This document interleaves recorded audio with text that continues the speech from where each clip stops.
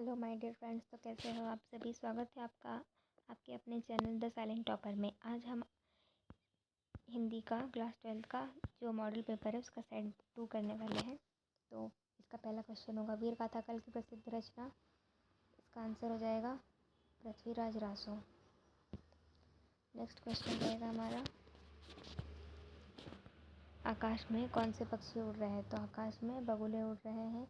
भक्तिन कहाँ की रहने वाली है। भक्तिन जो है वो झूसी की रहने वाली है। नेक्स्ट क्वेश्चन है सिल्वर वेडिंग कहानी के नायक का नाम। तो सिल्वर वेडिंग कहानी के जो नायक है वो है यशोधर बाबू। कहानी का पहला तत्व होता है, तो कहानी का जो पहला तत्व होता है वो कथानक होता है। फिर उर्दू और फारसी की छंद शैली जो कहलाती है वो कहलाती है रुबाई। इसका हो जाएगा ब। अब रिक्त स्थानों की पूर्ति। हरिवंश राय बच्चन की प्रथम कृति है 13 द्वार। फारसी जयेंद्र कुमार की प्रसिद्ध कहानी संग्रह है।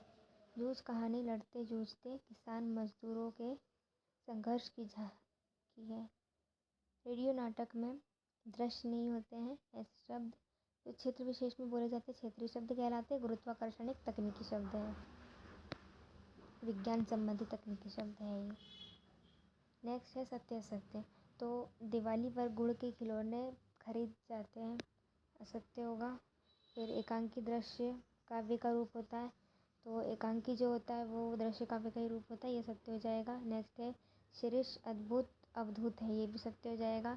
फिर ये है सौदागर मास्टर बहुत अच्छे ढंग से पढ़ाते थे, ये भी सत्य हो जाएगा और वो मराठी पढ़ाते थे। भाषा विचारों की अभिव्यक्ति के माध्यम ही नहीं स्वयं विचार करने का साधन भी, ये भी हमारा सत्य हो जाएगा। फिर बिंब विधान में भावनाओं को उत्तेजित करने की शक्ति होती है, ये भी हमारा सत्य हो जाएगा। नेक्स्ट हम चलते हैं सही जोड़ी पे। तो सही जोड़ी का पहला है हिंदी साहित्य का स्वर्णयुग। तो स्वर्णयुग माना जाता है भक्तिकाल को, ये हो जाएगा भक्तिकाल। फिर संपादकीय पृष्ठ जो होता है वो अखबार की अपनी आवाज़ होती है। उर्दू फारसी छंद अभी हमने देखा रुबाइया। फिर रस्सी है या सांप है, तो ये संध्या अलंकार का उदाहरण हो जाएगा। रस्सी है या सांप है। अंदर बाहर जो है ये शब्द युग्म है। बचा हमारा सिंधु घाटी की सभ्यता, अतीत में दबे पाँव और धरित्र निर्धूम अग्नि कुंड।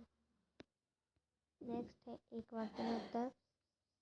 बच्चे किसकी प्रत्याशा में होंगे, तो बच्चे अपने माता पिता की प्रत्याशा में होंगे। नेक्स्ट है श्रम विभाजन समाज की आवश्यकता है, तो आधुनिक सभ्य समाज की।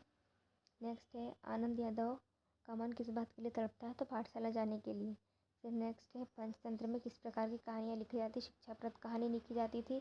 वे अवयव जो किसी शब्द या पद के बाद लगाते हैं उन्हें जिसमें विशेष बल दिया जाता है, तो अनुपात शब्द होंगे। फिर है सूत्र रूप में कही गई बात को विस्तार से लिखना अथवा समझाना भाव पल्लवन कहलाता है। अगला है हमारा शब्द गुण कितने प्रकार के होते हैं। शब्द गुण 3 प्रकार के होते हैं, माधुर्य ओज और प्रसाद। ठीक है। नेक्स्ट ये बड़े क्वेश्चन है, आप लोग स्क्रीनशॉट कर लीजिए या पीडीएफ का लिंक दिया गया है डिस्क्रिप्शन में। व्हाट्सएप या टेलीग्राम ज्वाइन कर लो, उसमें आपको मिल जाएगा पीडीएफ। वीडियो अच्छी लगी है तो लाइक कर दीजिएगा, चैनल को सब्सक्राइब कर दीजिएगा और दोस्तों तक शेयर ज़रूर कीजिएगा। Thank you so much.